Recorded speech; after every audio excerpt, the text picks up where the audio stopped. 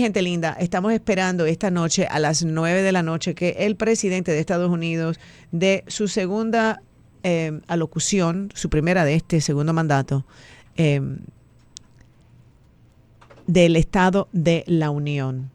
Y ha anunciado Donald Trump que este discurso será largo y llega con tensiones en política doméstica y exterior. Vamos a analizar el tema más a fondo con nuestro invitado a esta hora, Carlos Garín, nuestro analista político. Bienvenido, Carlos. Hola, ¿qué tal? ¿Cómo estás? Buenos días, bendiciones, gracias por la invitación. Bueno, la verdad, muy feliz de darle la bienvenida a este espacio en estos momentos. La verdad que estamos en un momento clave, ¿no? En la presidencia de Donald Trump, un año ya que ha comenzado su segundo mandato y su segundo término, debo decir.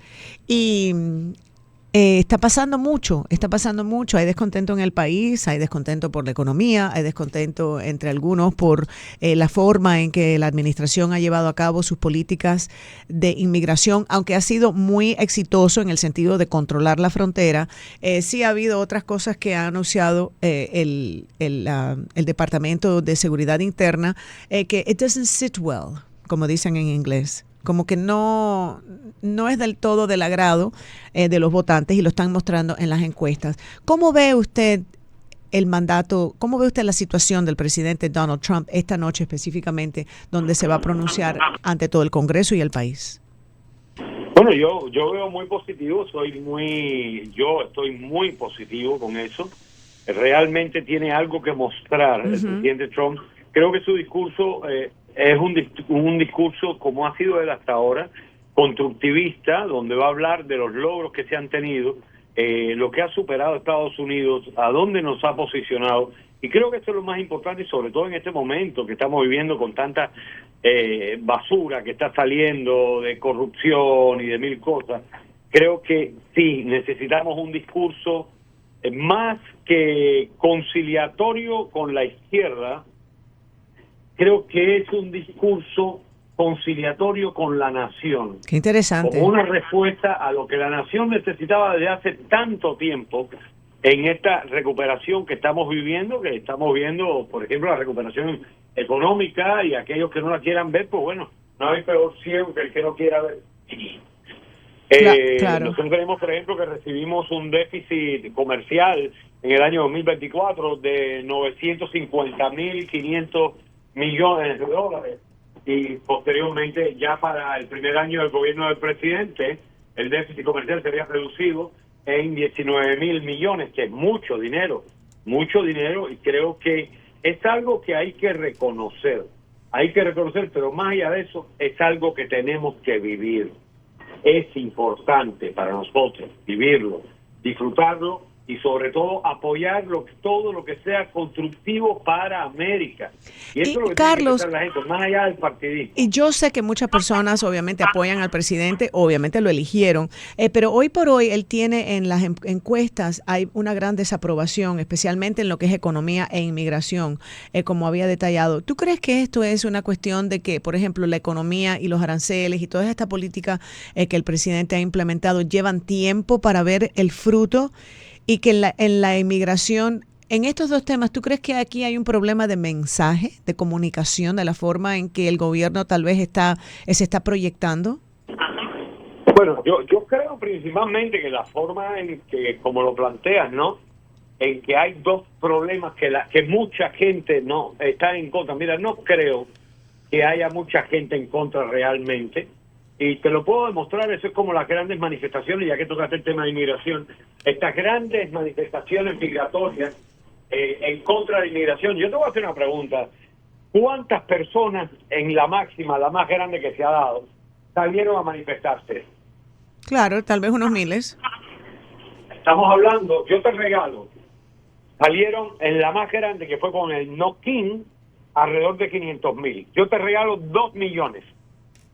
En Y todo somos el país, 330 millones. 2.500.000.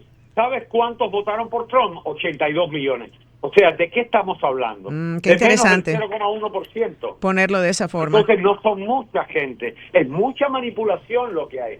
El gobierno está prosperando, estamos avanzando, vamos en un muy buen camino, muy buen camino. Ahora, el tema migratorio, evidentemente, a mucha gente que incluso votaron o tenían idea con Trump, se han puesto disgustados por el tema de la inmigración. Ahora, se les voy a decir una cosa, ¿por qué? Porque nos toca de cerca. Yo en lo Pero hay una personal, cosa que les voy a decir, esto es América, es un país que tiene sus leyes y las tenía. claro, yo en lo personal y te destaco esto. Yo en lo personal y te destaco esto para ver cómo opinas. Yo entiendo que el presidente tiene sus políticas y que el presidente quiere implementar estas ideas. Pero a mí me parece que tal vez el Departamento de Homeland Security, específicamente Kristi Noem, definitivamente tiene un tono frío.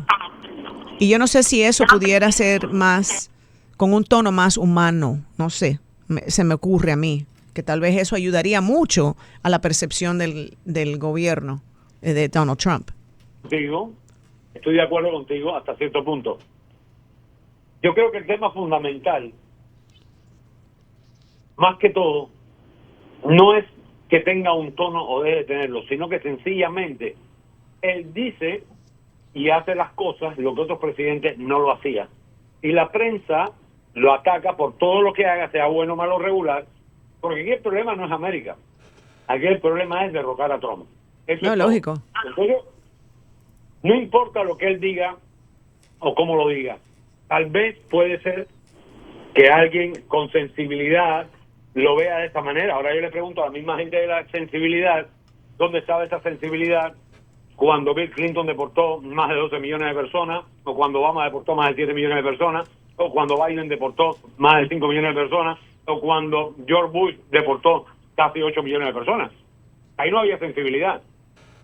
¿Considera que el presidente pueda convencer al electorado sobre su política económica? ¿Crees que esta locución en la noche de hoy tenga algún impacto sobre lo que opinan las personas? Porque claro, la misma prensa es quien va a manejar esto, no olvidemos. La misma prensa que nos está enviando tantos mensajes negativos, también va a ser quien va a manejar el resultado de esta locución. Claro. Mira, esta es la pregunta del millón, porque sí, efectivamente, tú tienes toda la razón. Es la misma prensa. ¿Y qué le hacemos? ¿Quitamos la prensa y nos convertimos en dictadores? No. ¿Qué va? No se puede. Hay que aguantar. No se puede, no se puede. Entonces, por mucho que él... mira, los hechos hablan por sí solos. Hablan por sí solos. Ahora mismo te puse el ejemplo de cómo se redujo el déficit que dejó el gobierno de Biden, y eso son estadísticas, no son detalles dados por Carlos Garín, ¿me entiendes? Son estadísticas. Cómo hemos subido el estándar en la macroeconomía en Estados Unidos, eso son estadísticas, no es otra cosa. O sea, ahí no estamos inventando absolutamente nada. Ahora, ¿cómo tú puedes convencer a un ciego de que puede ver? Es un poco difícil. Claro. Un poquito difícil. Hemos hablado de dos temas que son domésticos, pero vamos a hablar de la política exterior del presidente y algo que obviamente nos incumbe a nosotros como cubanos, como venezolanos, como nicaragüenses, todos esos países que obviamente están enfrentando a estas dictaduras y que el presidente Donald Trump le está poniendo la precisa. Todavía no a Daniel Ortega, pero estoy seguro que eso viene pronto. Creo que tras bambalinas tal vez sí hay algo, pero la verdad es que claramente se han llevado a Maduro. Segundo, Cuba ya le han puesto la precisa. Negocia o te va a pesar. ¿Qué crees que pudiera suceder, por ejemplo, si el presidente pierde la mayoría en el Congreso con estos temas que son tan importantes para nosotros y nuestras comunidades? Bueno, mira, yo en parte te vuelvo a decir lo mismo. Uh-huh.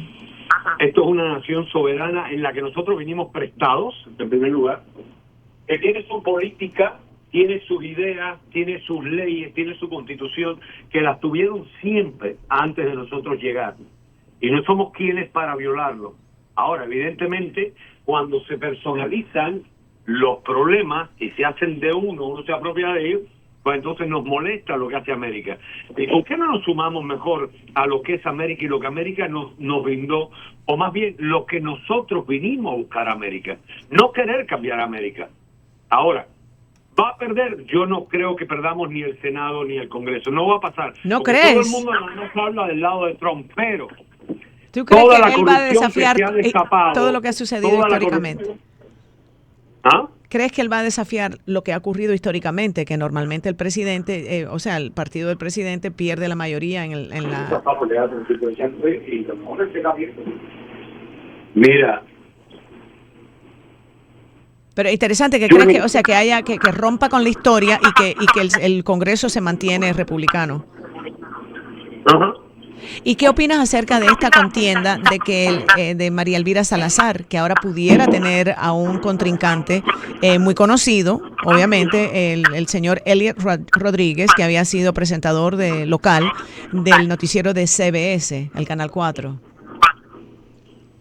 Mira, la verdad yo te digo, cualquier persona que corra en contra de María Elvira quiere mi apoyo.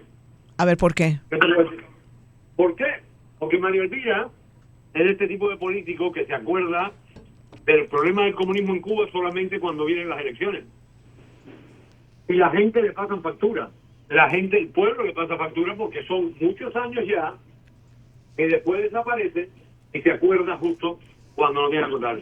Y que ha hecho por primera vez algo supuestamente humanitario, se ha convertido en humanitaria con esta ley que está promoviendo, cuando realmente anteriormente no le hacía ninguna simpatía, en lo absoluto, ninguna simpatía. Ella, a esta ley, tú dices dignidad.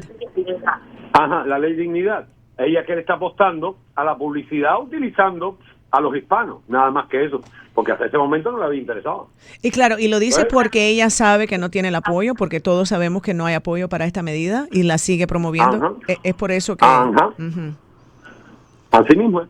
Claro, no, aquí los oyentes llaman y están, o sea, expresan sus opiniones parecidas a lo que usted está diciendo. Exactamente. Entonces, bueno, es que vivimos en el mismo pueblo. Claro, claro. Y es lo que hemos visto en el comportamiento de... Mira, si nos vamos al 2020, por ejemplo, cuando se denunciaron tantas y se presentaron tantas pruebas de fraude y que empezaron todas las acusaciones contra Trump, que Trump estaba tratando él de cometer el fraude y de asaltar a la Constitución, María Elvira desapareció del mapa. Ahora, cuando Trump salió de eso y superó el escándalo Trump-Rusia, que se demostró que los que estaban metidos en la corrupción eran precisamente ellos, ahí apareció. Entonces sí, cuando le hicieron el impeachment, el tema de Ucrania, el quid pro quo con Ucrania, desapareció. Cuando Trump ganó, apareció. Esa es la verdad, y esta es la congresista que hemos tenido porque nos las indujeron. Desgraciadamente, no tiene nada que ver con la historia del pueblo cubano, ni con la historia del pueblo venezolano, ni con la historia del pueblo nicaragüense. Juega a la política común, a esa política populista que la hemos importado de Latinoamérica, donde entonces te acuerdas de las miserias de la gente solamente cuando necesita su voto. Y vamos a hacer una comparación, por ejemplo, con Carlos Jiménez, porque la verdad, Carlos Jiménez, por ejemplo, María Elvira jamás ha venido al programa, la hemos invitado muchísimas veces, yo llevo aquí ya 1 año y medio, nunca ha venido, yo la conozco, obviamente, nos conocemos de los medios, obviamente sabe quién soy, nunca nos ha dado una entrevista. Carlos Jiménez, a diferencia de ella, muchas veces ha estado en el programa, muchas veces ha compartido con nuestra audiencia. ¿Cómo ves la diferencia entre uno y otro? Porque yo veo a Carlos muy comprometido y muy dispuesto a hablar de cualquier tema. Sí, mira, hay una diferencia grande ahí que se ha marcado en este año. Carlos Jiménez ha dado un salto cualitativo en su carrera política, indudablemente hacia la identificación con el anticomunismo y los problemas de nuestro pueblo. Aunque no es de aparecer todos los días, pero por lo menos está haciendo el trabajo, ha cambiado el discurso, ha sido más consistente, se ha proyectado más con conocimiento de nuestra historia, de nuestras necesidades y de nuestro porvenir, que no lo ha hecho ella. Hay una diferencia enorme, aunque estaban en el mismo equipo y competían por ser uno peor que el otro. Carlos Jiménez se despegó y este último año se ha convertido en lo que nosotros creemos que debe ser un congresista y que represente a su distrito y a su gente. Y cuando digo su gente, para los oyentes que no son cubanos, yo en ningún momento estoy hablando de los cubanos, porque para que lo sepan, que la mayoría de los cubanos somos latinoamericanistas. Y Carlos gracias Jiménez por decirlo, se ha convertido en eso. Gracias, Carlos, porque yo siempre incluyo a mi público y entiendo que no todos ni son cubanos ni son venezolanos, mucho menos, porque los venezolanos tienen su... Yo sé que nos escuchan personas de todos los países y siempre digo, cuando hablamos de Cuba, también que sea para esos pueblos, para una lección. Bueno, yo soy anticomunista y definitivamente estoy en contra del socialismo porque veo los resultados, yo digo, solo miro a Cuba. Entonces, yo siempre invito a nuestros oyentes que no son cubanos que entiendan, ¿no?, que cuando hablamos de estos temas los incluimos, pero igual tal vez como advertencia, le agradezco que lo señale. Vamos a hablar de los aranceles y de este fallo de la Corte Suprema. ¿Cuán importante, cuán devastador es eso, este fallo para la política económica del presidente? No, yo no, a ver, ha habido una... Porque esto es confuso. Yo no te voy a ser bien claro. Okay. Como me caracterizo. Yo no creo que sea una mala interpretación. Yo más bien creo que es una gran manipulación. Incluso vimos posteriormente las declaraciones del juez Thomas, las declaraciones del juez Alito, que no tienen nada que ver con la fiesta que hizo el Partido Demócrata.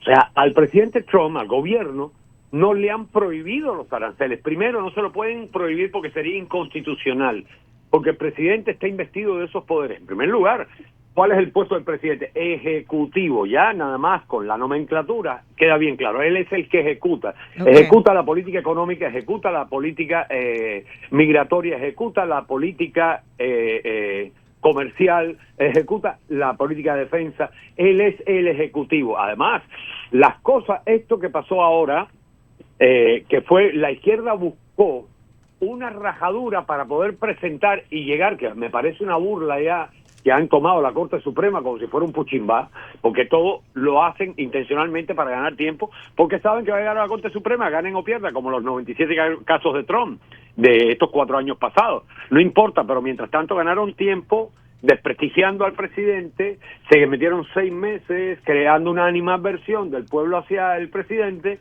etcétera. Bueno, llegó a la Corte se lo desestimó, no importa. Entonces, esto es lo mismo que pasó ahora. Jueces federales, pero de distrito, que no tienen nada que ver con la Corte, son los que han ido para ganar tiempo, todos demócratas, oponiéndose a cada cosa que hace el presidente. Entonces, en lo que el palo va y viene, se oponen, crean un discurso, la gente en la calle repite, la prensa lo repite, la gente repite más, al final llega a la Corte lo vira. Y fue lo que pasó ahora. Realmente, el capítulo, que el único que podrían tener algo de razón, sería que tú no puedes usar los aranceles como política para recaudar dinero de países que sean antagonistas.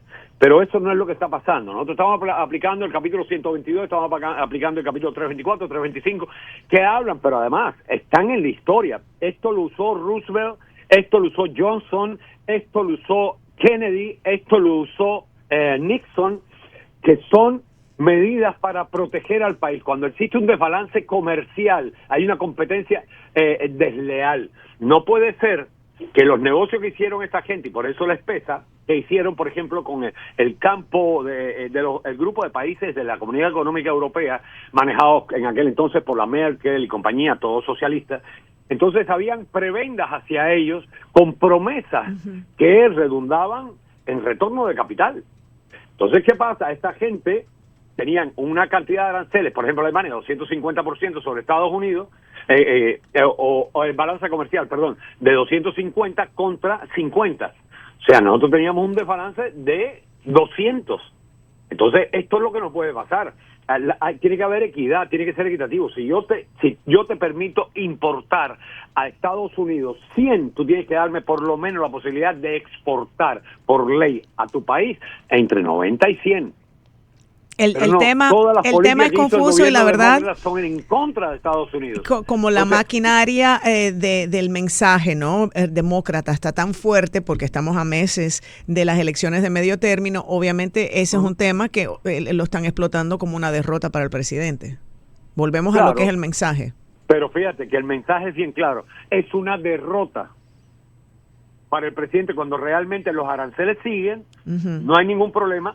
Incluso voy a parafrasear y me tomo el derecho al juez Thomas, que dijo, está claro que el presidente va a seguir siendo presidente y los aranceles van a seguir siendo aranceles. Estoy harto de todo el que se opone a cualquier cosa por ir contra América. Y es la verdad. Es la verdad. Es la verdad. Bueno. Entonces es ir contra América, punto. Vamos a cambiar de tema y de una forma abrupta. Pero bueno, siempre el hilo en común es Donald Trump, por supuesto. En México, lo que sucedió, el abatimiento, ¿no? Que mataron al señor el Mencho Oseguera. Esta figura del narco en México. Aquí sabemos, vamos a analizar esto a más profundidad a las 11:30, pero Carlos, quería la oportunidad de conversarlo contigo porque me parece muy interesante, porque obviamente aquí están los intereses de Estados Unidos presionando a la presidenta Claudia Sheinbaum, que yo me imagino no tenía ningún interés en hacer esto, y ella ha dicho, y le tengo el sonido más adelante a las 11:30, lo voy a poner, donde ella dice que la guerra contra los narcos no es posible. Ella absolutamente dice que no es posible la guerra contra los narcos y que eso no va a suceder. Muy interesante. ¿Cómo dice que matarlos está fuera del marco de la ley? Dice, no, matarlos y meterlos presos y cualquier cosa. ¿Por qué? Que... Porque es un narcoestado. Mira, ayer salió una congresista mexicana denunciando precisamente Lili Telles. 3 congresistas más. Lili Telles, maravillosa. Hombre, no solamente la campaña de ella, sino también de la de López Obrador. Entonces, claro, ella tiene este negocio. Y fíjate qué interesante que matan a este tipo y automáticamente el terror de esa mujer que la sacaron en helicóptero para un buque de la Marina Mexicana. O sea, claro, la tuvieron prácticamente que extraditar a ella para protegerla. Bueno, ¿y quién manda en México? Ahí tienes la respuesta. Bueno, yo puse un sonido de ella más temprano en el programa donde ella dice que ya todo ha regresado a la normalidad. Y yo pregunto, ¿cómo es que ella el día siguiente de estos ataques asegura que ya todo está calmado? ¿Cómo sabe ella? Negoció. Mira, aquí hay que poner en contexto las cosas. Y volvemos a lo mismo del principio de la conversación. Estados Unidos es una nación soberana como lo es México, como lo es Perú, Rusia, Alemania, quien sea, Singapur. Y tiene sus leyes, como todos los países, y tiene derecho a defenderse, a protegerse. Mira qué pasó. El año pasado nosotros denunciamos por una filtración, bueno, no una filtración, fue un expediente que me llegó acerca de Ucrania. Ucrania es el mayor productor de drones en el mundo. Mira eso. Y Ucrania tiene una academia militar para preparación de pilotos de drones. Wow. Imagínate, sí, pero imagínate que el año pasado nosotros tuvimos los nombres de soldados del cártel del Golfo y del cártel de Sinaloa aprendiendo en Ucrania a pilotear los drones. Y después haciendo academia en México para enseñar a otros alumnos a pilotear los drones. ¿Para qué? Para pasar droga a Estados Unidos. Entonces, bueno, tenemos derecho a defendernos. El presidente Trump varias veces se le pidió a Claudia Sheinbaum la colaboración de Estados Unidos para luchar contra el cártel. Empezamos con las lanchas en el Golfo, después las lanchas en el Pacífico y por tierra. Y por tierra tienes que caer a México. Entonces, ¿qué pasa? La semana antepasada, el gobierno de Sheinbaum accedió a que 50 Delta Force entraran a colaborar con el ejército mexicano, que fue lo que pasó, en la lucha contra el cártel. Porque ella está dirimiéndose entre dos corrientes muy poderosas. El cártel que la domina y la financia, y el gobierno de Estados Unidos, que es el mayor socio comercial de México. No, sí, porque frontera. Sin ella no puede declararle la guerra a los narcos, mucho menos a Estados Unidos. Mucho menos a Estados Unidos. Entonces autorizó esta entrada y se dio este operativo.